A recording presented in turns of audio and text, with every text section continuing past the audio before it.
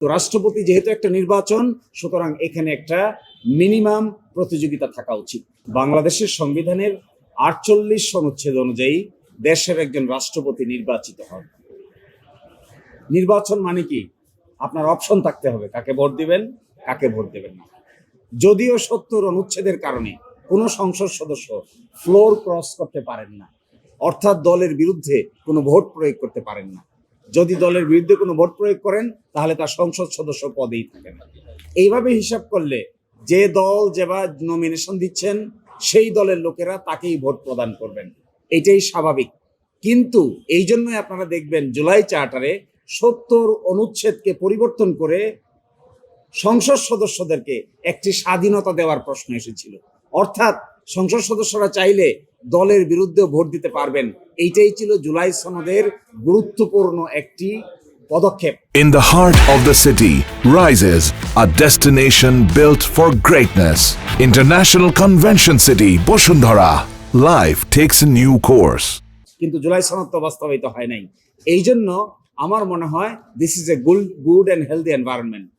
কে pass করবে, কে fail করবে, যদিও সংবিধানের ৭০ অনুচ্ছেদের কারণে জানা যায়, কিন্তু রাষ্ট্রপতি যেহেতু একটা নির্বাচন, সুতরাং এখানে একটা মিনিমাম প্রতিযোগিতা থাকা উচিত।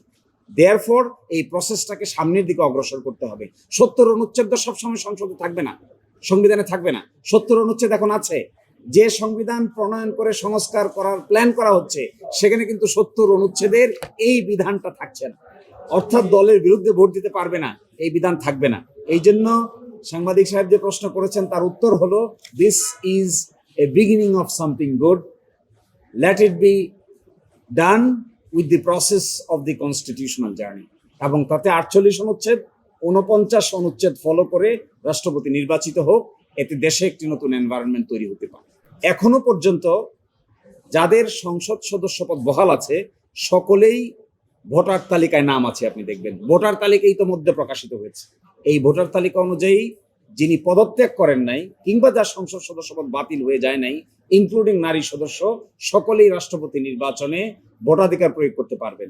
যিনি রাষ্ট্রপতি নির্বাচিত হবেন তিনি যদি এমপি থেকে থাকেন তাহলে ওই আসনটা শূন্য ঘোষণা করতে হবে, ওই আসনে নতুন করে নির্বাচন অনুষ্ঠিত হবে যদি এমপিদের মধ্য থেকে কেউ রাষ্ট্রপতি নির্বাচিত হয়। এটাই এখনকার সংবিধান।